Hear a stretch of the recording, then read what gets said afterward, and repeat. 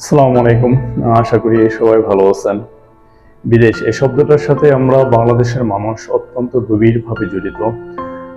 অথচ আমাদের ম্যাক্সিমাম মানুষেরই জানা নেই যে আমি যে বিদেশে যাচ্ছি, যে দেশে যাওয়ার জন্য প্রস্তুতি নিচ্ছি, সে দেশের কি কাজের সুযোগ সুবিধা রয়েছে এবং কি কি কাজে ওই দেশের চাহিদা রয়েছে। আমি যাচ্ছি, আমার কি যোগ্যতা আছে, আমি কি কাজের অভিজ্ঞতা নিয়ে যাচ্ছি এবং ওই দেশের আবহাওয়া কিরকম, ওই দেশে বসবাস করার যে গভর্নমেন্টের সুযোগ সুবিধা ওইটা কিরকম, ওই দেশে কর্ম করার কাজ করার পরে যে বেতন দেওয়া হয় সেটা কিভাবে দেওয়া হয়।